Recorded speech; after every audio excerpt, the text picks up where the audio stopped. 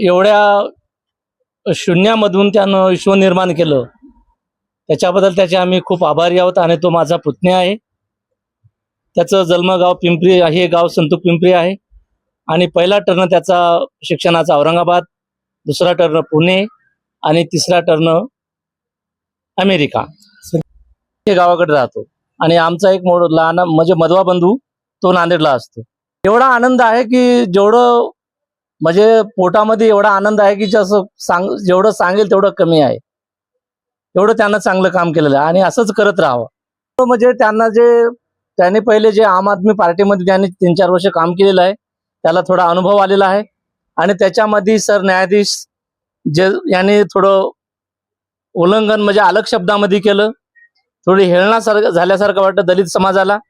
त्याच्यामधून त्याला एक मनामध्ये चीड निर्माण झाली आणि त्या उद्देशाने त्याने हा कोकरोच जनता पार्टी हा पक्ष स्थापन केला.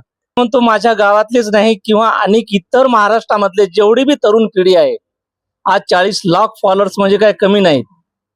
जेवढी तरुण पिढी आहे तेवढी तरुण पिढी त्याच्या पाठीमागे ठामपणे उभी राहील असा माझा विश्वास आहे. कारण त्याला तेवढी बुद्धी आहे आणि त्यानं खरंच तो राजकारणामध्ये जर उतरला तर नक्की मी 100% सांगतो की ते 10-15 MLA आल्याशिवाय त्याचे राहणार नाहीत. एवढं नक्की. त्याने मला तर वाटतं त्यानं सरळ आता MLAच्या निवडणुकीसाठी उभं राहावं बस. आणि तिकीट देऊन मान्यता जर भेटली तर लगेच त्यांनी MLA म्हणजे आमदारकीला उभे करावे कॅन्डिडेट. जे थालापतीने जसं कार्य केलं तसं नक्की महाराष्ट्रामध्ये घडेल आणि युवक पिढी त्याच्या खंबीरपणे पाठीमागे आहे. आणि जे आम आदमी पार्टीमध्ये त्यानं जे काम केलंय त्याचा पण त्याला 100% अनुभव आहे. त्यामुळं तो या कोकरोच पार्टी त्यांनी स्थापन केली. बंधू आहे आणि त्याचं म्हणजे त्याचं जे हे आहे जन्म हे गाव आहे आणि त्याचं जे शिक्षण वगैरे आणि त्याचं हे छत्रपती संभाजीनगर, दुसरा टर्म पुणे आणि नंतर अमेरिका या ठिकाणी जो पत्रकारिता जर्नलिझमचा कोर्स असतो त्याची त्याने डिग्री ही अमेरिकेमध्ये सगळ्यात मोठ्या म्हणजे बोस्टन विद्यापीठामध्ये केलेली आहे. आणि आज आम्हाला माहिती नव्हतं या गावामध्ये की एक कॉक्रोच झुरळ वगैरे हे पार्टी हे वगैरे काय चाललंय. पण या मीडियाच्या माध्यमातून, फेसबुकच्या माध्यमातून, इंटरनेटच्या माध्यमातून असं काहीतरी कॉक्रोचचे सिंबल हे ते पाहिलं तर बघतो तर आम्ही अभिजित दिपके दिसतोय त्याच्यामध्ये. आणि नंतर आम्ही सर्वांनी विचार केला की हा काय प्रकार आहे. तर त्याच्यामध्ये त्यांनी लिहिलेलं होतं की जो भारताचे सरन्यायाधीश सूर्यकांत साहेबांनी एक युवा पिढीसाठी एक वक्तव्य केलं की इथली जी युवा पिढी आहे ते सुशिक्षित बेरोजगार आहेत, एका झुरळासारखे आहेत असं, आणि ते आळशी आहेत, क्रेझी आहे, काय असं वक्तव्य केलं. तर अभिजित हा म्हणजे एकदम हुशार शिक्षणामध्ये पहिलेपासून असल्यामुळे आणि त्याने त्याचा विचार केला की भारताचा सरन्यायाधीश या युवा पिढीला असं का बोलतोय. कारण खरंच पाहिलं तर या राजकारणामध्ये 90% हे अनपढ गवार भरलेले आहेत. सध्याच्या राजकारणामध्ये युवा पिढी काही नाही. आता जे नवीन सरकार जे केरळ, कर्नाटक या राज्यामध्ये अगर तुम्ही पाहिलं तर 50% पर्यंत सुशिक्षित लोक जे PhD झालेले, डॉक्टर वगैरे हे सर्व घेतलेले आहेत. आणि म्हणजे कुठेतरी मोदी साहेबांच्या याच्यामुळे सूर्यकांत साहेबांनी असं वक्तव्य केलेलं असेल.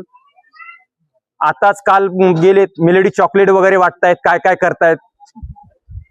पण या युवा पिढीकडे कोण पाहणार, काय नाही. पेट्रोलचे हे गाड्यामध्ये लागणं, लाईनीला लागणं हे ते या विषयावर कुणीही नाही. फक्त एकच चर्चा चालली आहे भारतामध्ये, भारतीय पूर्ण कॉक्रोच पार्टी काय आहे. आणि भविष्यात असं वाटतंय की जर या पार्टीला मान्यता वगैरे जर आली तर संपूर्ण भारतीयांनी अभिजित दिपकेच्या पाठीमागे राहावं आणि आम्ही तर ठामपणे राहणार म्हणजे राहणार. अशीच प्रगती होत राहू ही आमची इच्छा आहे. आणि कॉक्रोच जनता पार्टी, काही लोकांना याचा पहिले आधी हसू आला, जरी सोशल मीडियावर बघलं काही लोकांना हसू आला की वाटलं काय करणारी कॉक्रोच जनता पार्टी. असं साधं सोशल मीडिया फनी जस काय फनी कॉमेडी मध्ये हे शो आणि चालू केलं. पण नंतर अवघ्या 3 दिवसात मिलियन म्हणजे लाखाच्या वरी फॉलोअर्स गेले. तेव्हा या सरकारला कळालं की कॉक्रोच जनता पार्टी ही साधी नाही, जनजीची पॉवर आहे त्यांच्याकडे. आणि अभिजित भाऊ दिपके हे माझे मामाच पडतात, अतिशय उत्तम अशी कामगिरी केली आहे. मला तर वाटते त्यांनी इतिहासच रचला आहे. कारण की विदेशात राहून भारतात त्यांनी स्वतःची पार्टी स्थापन केली आहे व ते स्वतः संस्थापक आहे. म्हणून आम्ही लय खुश आहोत. धन्यवाद.